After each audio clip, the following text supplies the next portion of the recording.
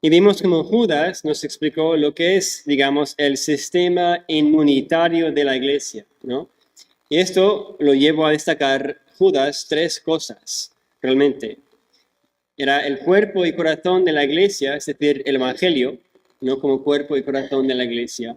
Segundo, el virus del falso evangelio, como siempre ha hecho que la iglesia de Dios no se someta a la autoridad de Dios. Y tercero, por último, vimos como Judas, usando las escrituras del Antiguo Testamento, da el pronóstico final, ¿no?, de todos contagiados por aquel virus, que es nada más que una destrucción eterna. Y por todo eso, lo que hemos visto, todo eso simplemente sirve para explicar el propósito principal de esta carta de Judas. Este propósito deja claro desde el principio del versículo 3 de la misma carta. Vamos a mirar también versículo 3 de esta carta. Cuando dice al principio de esta carta, amados, por la gran solicitud que tenía de escribiros acerca de nuestra común salvación, me ha sido necesario escribiros, exhortándoos que contendáis ardientemente por la fe que ha sido una vez dada a los santos. Así, el propósito principal de toda esta carta es para la exhortación de los santos, los creyentes. Y esta tarde vamos a ver esta exhortación, después de que Judas ya ha estado explicando por qué es tan urgente esta exhortación. Y usa incluso imágenes muy fuertes y extremas, como vimos la semana pasada, para comunicar el inmenso peligro que está en medio de la iglesia. Porque vimos antes, el cuerpo de la iglesia está infectado con un virus letal, digamos. Este virus es el que el Señor mismo va a destruir, pero significa la condenación eterna de todos los contagiados por dicho virus. Porque como vimos, es un virus que ataca el mismo corazón del cuerpo de Cristo, que es el Evangelio. De eso Pablo también nos ofrece un claro aviso en Gálatas 1. Dice, mas si aún nosotros o un ángel del cielo os anunciare otro evangelio diferente del que os hemos anunciado, sea anatema. Porque todo eso que vimos la semana pasada nos deja con dos preguntas. ¿Cómo vivo dentro de un cuerpo infectado? ¿Qué debo hacer para proteger no solo a mí mismo, sino a mi propia familia y a mis amigos? Muchas personas acuden a la iglesia pensando que mientras traen su familia a los cultos, todo estará resuelto, solucionado. Pero ¿cuántas personas han crecido yendo al culto todos los domingos solo para abandonar la iglesia nada más de ser mayor de edad? O incluso los pastores con más prestigio, a veces sus propios hijos se convierten en sus enemigos más feroces. Como aprendimos la semana pasada, siempre ha existido dentro de la comunidad visible del pueblo de Dios, la iglesia, un virus que finge ser la verdadera expresión del Evangelio de gracia. Pero en realidad a todos los que infecta les trae condenación y destrucción. Y el aviso de Judas es que no basta lograr que tu familia esté sentada en la iglesia el domingo, sino que tienen que estar alerta a este virus letal. Pero no debe ser la iglesia, decimos, ser un refugio, un lugar seguro. Y es cierto, pero eso solo le hace un blanco perfecto para la obra del enemigo, que busca destruir la misma unidad del cuerpo atacándolo desde dentro. Así que hoy vamos a considerar la pregunta tan urgente para cada persona aquí. ¿Cómo vivo en un cuerpo infectado? Así que vamos a volver a la carta de Judas y leer empezando una vez más en versículo 17. Y dice la palabra del Señor. Pero vosotros, amados, tened memoria de las palabras que antes fueron dichas por los apóstoles de nuestro Señor Jesucristo, los que os decían: en el postrer tiempo habrá burladores, que andarán según sus malvados deseos. Estos son los que causan divisiones, los sensuales que no tienen espíritu. Antes de poner remedio de este virus, Judas entiende que es necesario poner las bases necesarias para entender el tratamiento, ¿no?, de una forma efectiva. Y lo primero que hace es dirigirse a quien dice: amados. Se dirige a los verdaderos hermanos que encuentran su propia identidad como los amados de Dios. Las personas que no han sido infectados o contagiados, digamos, de este virus del falso evangelio dentro de la iglesia. Las mismas personas que, como tú y yo, necesitan saber cómo luchar contra este cáncer que amenaza su propia comunidad. Y luego empieza con el primer verbo imperativo: tened memoria. Tened memoria de las palabras que antes fueron dichas por los apóstoles de nuestro Señor Jesucristo. La necesidad de recordar y el peligro de olvidar las palabras del Señor siempre ha sido uno de los riesgos más grandes para el pueblo de Dios. La amnesia espiritual es el primer pecado antes de cualquier otro. Olvidar lo que el Señor ha dicho a su pueblo. Si queremos empezar a entender cómo sobrevivir en medio de una pandemia de falsos evangelios atacando nuestras familias, tenemos que empezar volviendo a la máxima autoridad de su palabra. Porque ¿qué es lo que específicamente Judas cita que tenemos que recordar para esta situación? En versículo 18. Lo que os decían: en el postrer tiempo habrá burladores, que andarán según sus malvados deseos. Antes que nada, para poder entender la solución a este dilema dentro de la iglesia, tenemos que tener clara la soberanía de Dios hasta en los tiempos más oscuros. La presencia de este virus no debe sorprendernos a nosotros, sino que debemos estar listos para enfrentarnos a él, porque sigue dentro, digamos, del plan predeterminado de nuestro Señor. Y por lo tanto podemos saber que la presencia de estos burladores, como dice, no significa que la obra del Señor y de los apóstoles no está fallando o no está avanzando, sino que la presencia de estos burladores es la misma confirmación de las propias enseñanzas de los apóstoles. Tenemos que tener antes que nada una mentalidad formada por la soberanía del Señor sobre todo que sucede. La inmensa oposición contra el Señor y su pueblo es la misma confirmación al pueblo de Dios que su palabra es fiel y verdadera. Podemos confiar, por lo tanto, y descansar seguros aún con la presencia de tantas personas burlándose de nosotros y de nuestro evangelio. Porque su presencia no será algo raro o inesperado, sino un recuerdo de que el Señor sigue soberano, avisándonos de antemano, y que su plan perfecto sigue adelante. E incluso, como dice el versículo 18, incluso que su venida final es cada día más inminente, ¿no? Que estamos en los postreros tiempos. El Señor, como médico sabio, sabe que lo mejor para el mismo cuerpo es que por un tiempo se quede infiltrado e infectado de falsos hermanos para su última salvación. Y nos preguntamos, ¿pero cómo puede ser eso? ¿No? La misma salvación que nació, digamos, de la misma ejecución brutal del Señor mismo, seguirá brillando y trayendo salvación desde la oscuridad para vida, tal como en la propia cruz. ¿No es esto lo que el mismo Señor enseñó que sería necesario una simultánea existencia de enemigos en medio del mismo pueblo?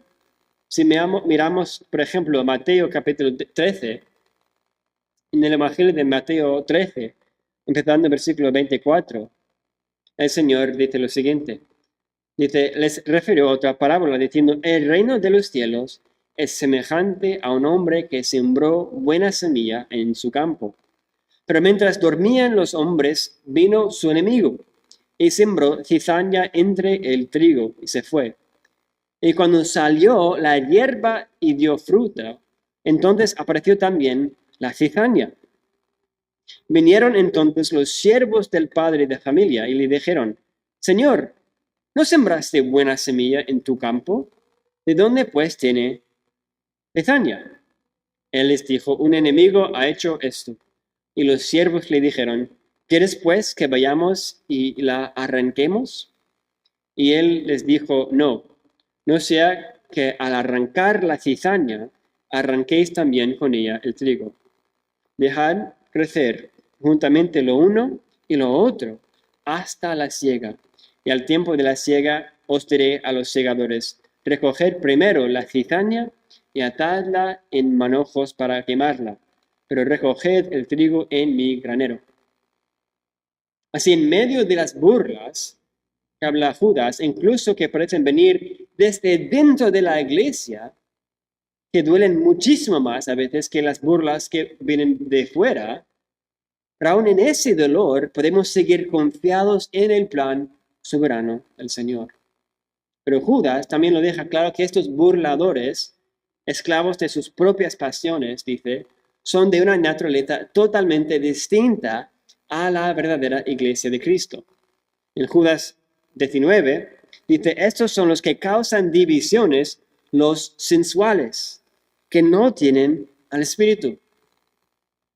Si la iglesia son los amados del versículo 17, los que están causando divisiones, aunque puede que están en la misma iglesia, tienen una naturaleza distinta. Ellos, dice, son los sensuales. Esta palabra literalmente quiere decir los mundanos. Esa es la diferencia entre la cizaña y el trigo, tal como enseñó el Señor. Tal como Pablo, hablando de los verdaderos creyentes, dice en Romanos 9:6, dice que no todos los que descienden de Israel son israelitas. De la misma forma, no todos los que están dentro de la iglesia son de la verdadera iglesia, los que son verdaderamente amados. Esto, como dice Judas, no puede resultar, claro, en otra cosa que no sea una división. Igual que la luz y la oscuridad, por su naturaleza, se dividen la una de la otra. Igual la naturaleza nueva por el Espíritu y la naturaleza mundana se van a dividir la una de la otra.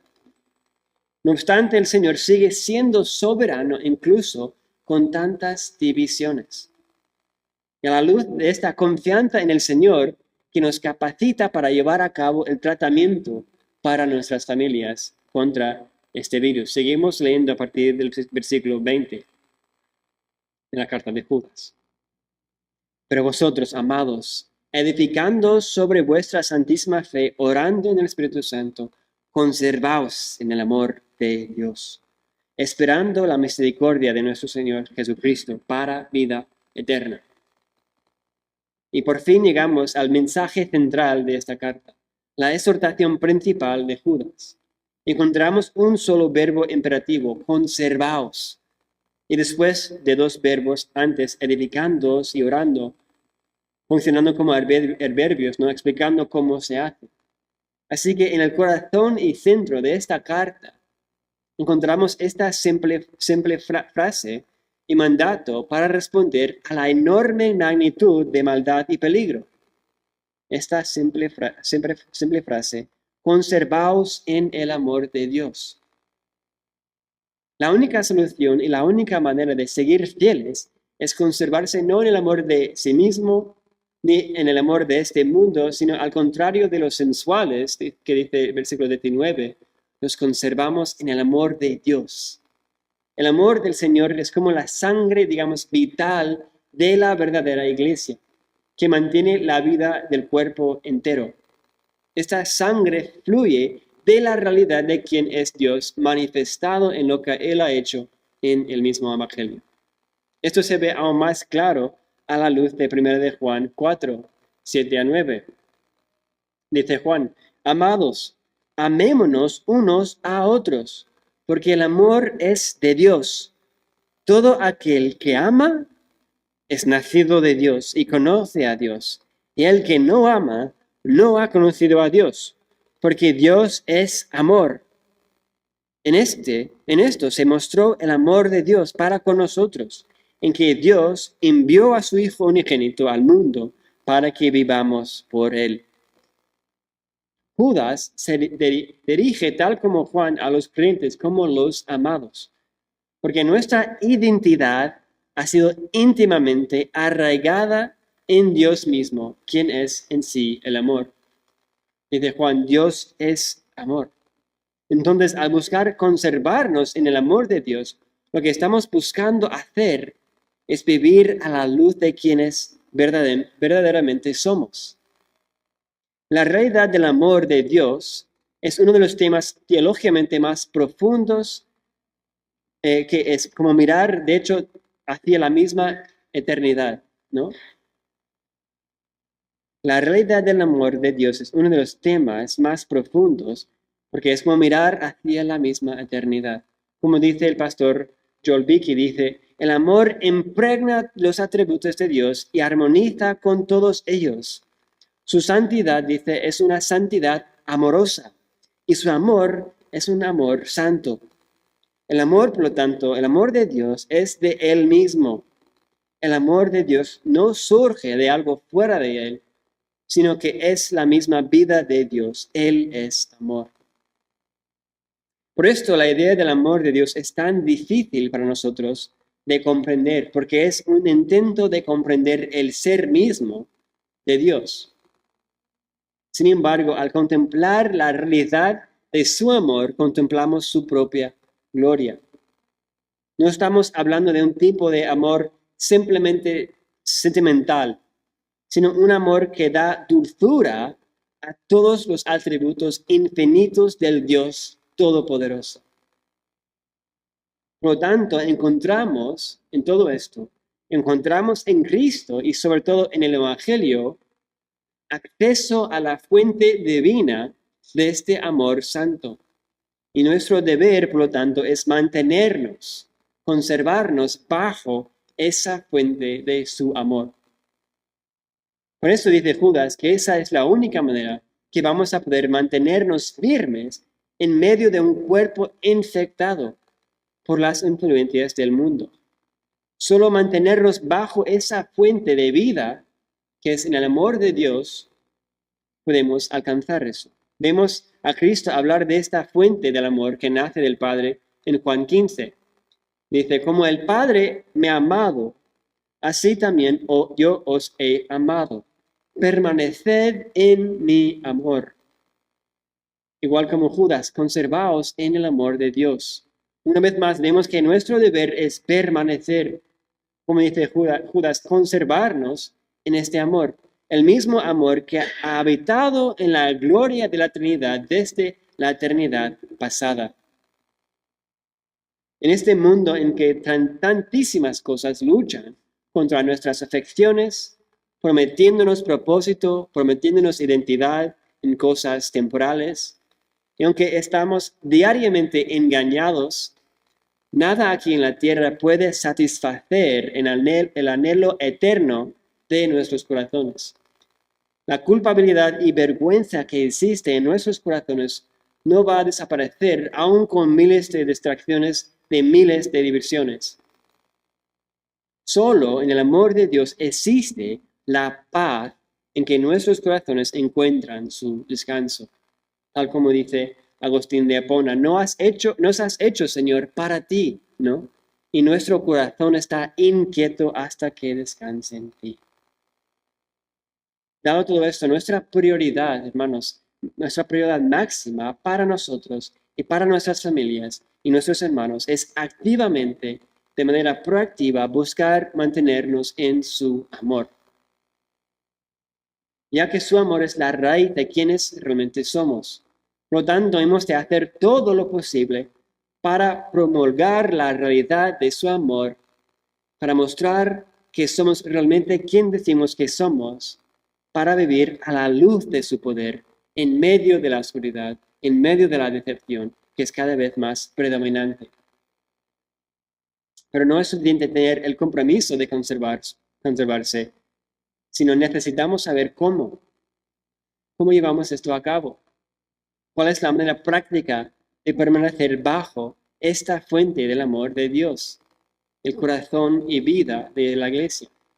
Y Judas, como leímos antes, menciona que hemos de conservarnos haciendo dos cosas. Versículo 20.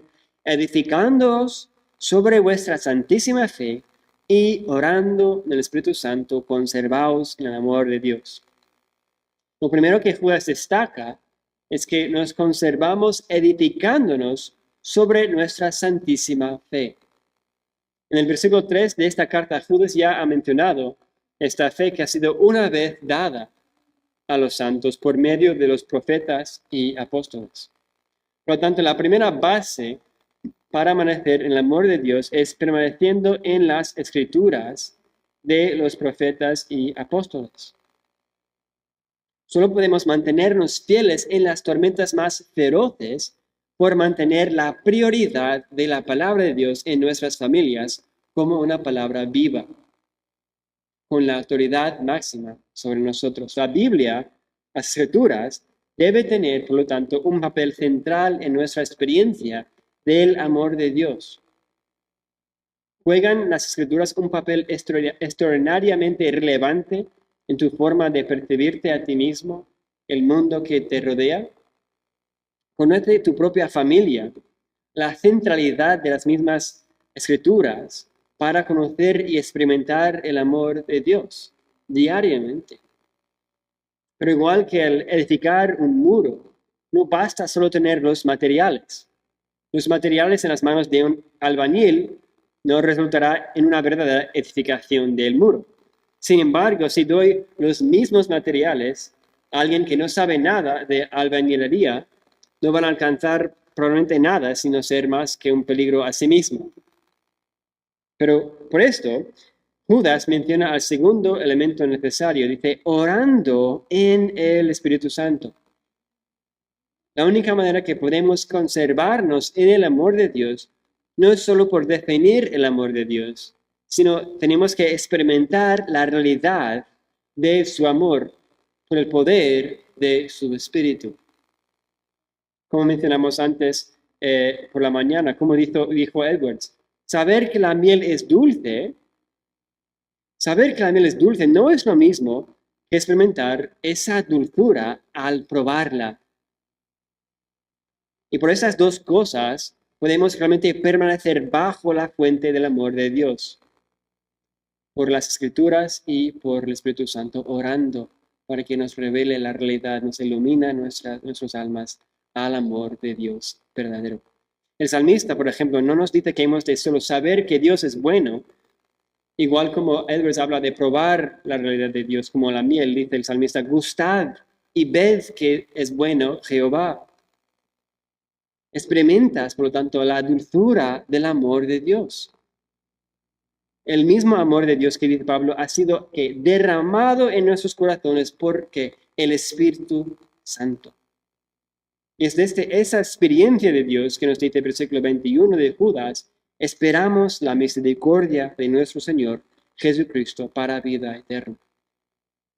El resultado de conservarnos más y más del amor de Dios es un creciente anhelo de la venida del Señor y la consumación de la vida eterna que hemos empezado aquí. En ese día todos los obstáculos de nuestra carne serán quitados y nos deleitaremos en Él como nunca antes, ya que nuestra fe habrá dado por fin paso a la vista. Es el amor de Dios que nos capacita, por lo tanto, para verle, para probarle. Por lo tanto, tanto nos capacita para esperar mientras comprendemos mejor, ¿no?, la gloria de quien esperamos. Y todo esto es para la vida eterna, dice el versículo 21. ¿Y qué dice el Señor? Que es, de hecho, la vida eterna, dice nuestro Señor. Y esta es la vida eterna, que te conozcan a ti, el único Dios verdadero, y a Jesucristo a quien has enviado. Pero hay un elemento fundamental en lo que Judas escribe que es tan fácil de perder hoy en día. Actualmente estamos obsesionados por el individualismo y muchas veces leemos la Biblia casi automáticamente, leemos los verbos plurales como si fueran singulares. Pero lo que tenemos que mantener en mente es que si el cuerpo está sufriendo por algún virus, por cualquier cosa, todo el cuerpo sufre con ello. La exhortación de Judas es de conservarnos, edificándoos, ¿no? La obra de conservarnos por la edificación de la palabra y por la oración es una obra comunitaria. Es verdad que cada persona ha de buscar edificarse a sí mismo en sus propias familias, pero con el propósito de edificar el cuerpo entero. La verdadera fe de los apóstoles no es una fe ni privada ni una fe individualista, sino que encuentra su manifestación completa en una identidad corporativa. Igual que amar a Dios y amar al prójimo es el resumen de toda la ley, si estamos en el amor de Dios, amamos igual que Dios el cuerpo y la novia de Cristo, que es la iglesia. Y es por esta realidad e identidad corporal que Judas escribe cómo hemos de conservarnos todos en el amor de Dios en los versículos 22 y 23. Dice, a algunos que dudan, convencedlos, y a otros salvad, arrebatándolos del fuego. Y de otros tened misericordia con temor, aborreciendo aún la ropa contaminada por su carne. Si estamos experimentando el amor eterno de Dios, es decir, quién es Dios por quien dice quién es, por toda su gloria. Si estamos experimentando este amor eterno de Dios por el entendimiento creciente del Evangelio, lo que más queremos es que nuestros hermanos también experimenten lo mismo. Si por la obra del Espíritu Santo empezamos a recuperar la vista espiritual después de una vida de ceguera, la primera obligación es guiar a las personas que todavía no ven como nosotros vemos. Las imágenes que usa Judas no hacen más que comunicar una situación urgente. Dice, arrebatándolos del fuego. Una vez que comprendemos el amor salvífico de Dios, comprendemos el peligro eterno de todos que buscan pervertir ese amor o han sido engañados respecto a ello. El mundo nos entrena a vivir y dejar vivir. ¿No? Estamos entrenados de no molestar a los demás, dejan vivir su vida. Pero si veo a mi hijo acercándose a un fuego, ¿cuál será el impulso del amor como un padre? Salvarle con todos los esfuerzos que tengo y más, ¿no? Las dudas de tu hermano son realmente tus dudas y le convencemos por la misma fe en el Evangelio, por el mismo poder al orar juntos al Espíritu Santo, para conservarnos todos en el amor de Dios. Por eso dice Judas que hemos de tener misericordia, igual que Cristo nos trató a nosotros con ¿qué? Misericordia, cuando todavía éramos sus enemigos. No busca simplemente discutir, Judas, con todo el mundo que tiene ideas erróneas. Esa no es la idea. Mantengamos la verdad del Evangelio con compromiso, pero nuestra actitud es siempre una de misericordia, no con una actitud de superioridad o de condescendencia, sino con una firme paciencia y amor por ellos. Porque las influencias del virus que está dentro de la iglesia, de un evangelio que dice que puedo hacer lo que me da la gana, porque ya estoy salvo, porque está contaminando a todos, esta influencia va a seguir creciendo. Por esto Judas usa imágenes como en el Antiguo Testamento y dice, y de otros tened misericordia con temor, aborreciendo aún la ropa contaminada por su carne. Es una expresión muy rara para nosotros. Judas usa una imagen de lo que era algo inmundo, ¿no? En el Antiguo Testamento, para dejar claro que las influencias de hombres impíos y su falso evangelio es algo increíblemente serio. Y tenemos que vigilar cómo estas cosas están influyendo y hasta contaminando la comunidad del cuerpo. Por esto hemos de tener que misericordia con temor.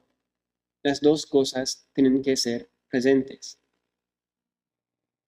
Y para resumir esta gran exhortación de Judas, este tratamiento importantísimo para un cuerpo infectado, hemos visto que empezamos con una perspectiva de la soberanía de Dios. Para permanecer en el amor de Dios, por la palabra y el Espíritu de Dios mismo. Para amar el mismo pueblo de Dios. Pero todos estos elementos son como instrumentos individuales que al estar todos presentes en armonía forman parte de la gloriosa adoración por la cual hemos sido creados para realizar.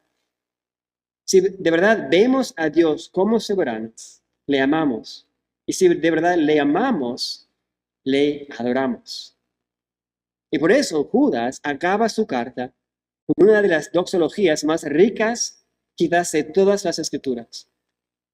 Dice en versículo 24, y aquel que es poderoso para guardaros sin caída y presentaros sin mancha delante de su gloria con gran alegría. Al único y sabio Dios, nuestro Salvador, sea gloria y majestad, imperio y potencia, ahora y por todos los siglos. Amén. Vemos como esta alabanza viene desde un corazón que lucha dentro de este cuerpo infectado. Dice, aquel que es poderoso para guardaros sin caída. Nuestra alabanza hacia Dios se realiza a la luz de que es por su poder que logramos conservarnos en su amor. Dice un puritano, Thomas Watson, no es que nosotros sostengamos a Dios, sino que es su mano que nos sostiene, es la que nos preserva. Y para la iglesia verdadera, el hecho que es Dios por su poder que nos guarda en su amor es la motivación principal para esforzarnos con gozo, para mantenernos bajo esta fuente de su amor divino. Pero para los falsos hermanos, se convierte en una excusa para convertir la gracia en libertinaje, tal como leímos en versículo 4. Una excusa para que yo pueda hacer lo que me da la gana. Pero para la iglesia verdadera es la fuerza para obedecer, la fuerza para conservarnos en su amor. Como lo explica Pablo en Filipenses 2:12, dice, ocupaos en vuestra salvación con temor y temblor, que es Dios el que en vosotros produce así el querer como el hacer por su buena voluntad. Porque la razón que nos guarda, dice Judas, es para presentarnos, como dice en versículo 24, presentarnos sin mancha delante de su gloria con gran alegría. Tenemos la confianza segura que al obrar con gozo y permanecer en su fuente de amor, que Él perfeccionará la obra que empezó en nosotros. Y la manifestación de esa alegría es la conversión de toda nuestra vida en una adoración incontenible a Él. Y la expresamos no solo con los labios, sino con todo lo que somos. Acaba diciendo, al único y sabio Dios, nuestro Salvador, sea gloria y majestad, imperio y potencia ahora y por todos los siglos. La razón de que el pecado y el virus del falso evangelio son infinitamente severos es porque nos dejan incapaces de hacer lo que principalmente fuimos creados para hacer, adorar al Señor. Adoramos al Señor cuando en vez de simplemente hablar sobre Dios, hablamos con Dios, con nuestra mirada fijada en Él, al único sabio Dios. La verdadera vida de la iglesia es un coro continuo de adoradores contemplando la gloria de Dios por la fuente de su amor. Y solo habrá victoria contra todos los enemigos que atacan esta familia cuando nuestra meta final es la adoración corporal de nuestro trino Dios. Que Dios bendiga su palabra.